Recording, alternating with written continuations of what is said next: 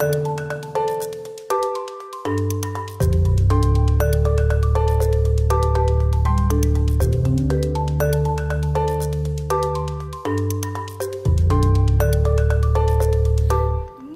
really, especially not Grey's Anatomy.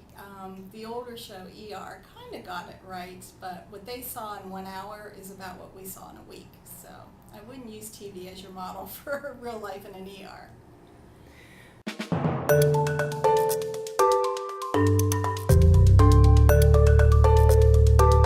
Well, I am a pediatric ER doctor, and I happen to be attending Abby's birth, and I diagnosed her with a congenital heart illness called long QT when she was about 20 minutes old. So that was quite difficult as both an aunt and a pediatrician.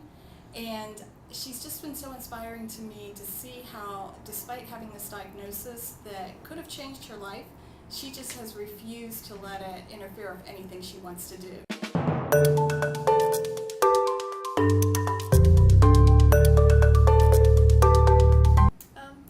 It's very cool and very flattering to think that my aunt would want to base one of her books off of me and what I've gone through in my life.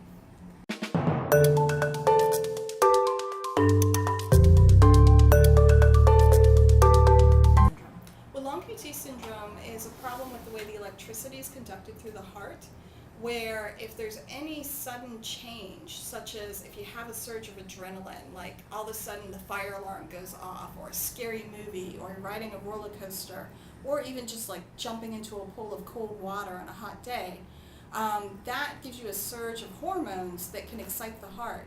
And kids with long QT, and adults as well, they can't handle that, and so their heart starts to beat in a very disorganized fashion. That means that they actually have a very high risk of sudden death.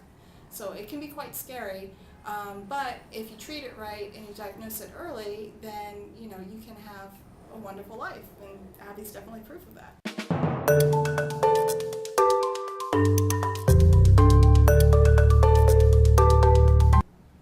Pretty much everything else a normal person without this would do, except for I can't do sports, but I ride horses, I do archery, I shoot. She used to have to take her defibrillator with her to school and everywhere she went before the schools were able to get defibrillators in place. And you wear a metallic bracelet everywhere you go, so people knows. And she has to be careful about certain foods and medications. So it's kind of a complicated thing, but once you learn how to handle it, it just becomes part of your life.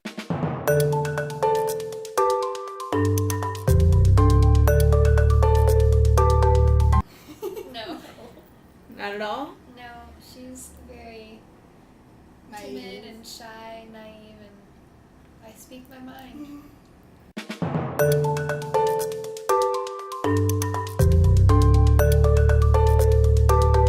Well, since I come from a pediatric background, people have always said, oh, you need to be writing young adult, you need to be writing young adult.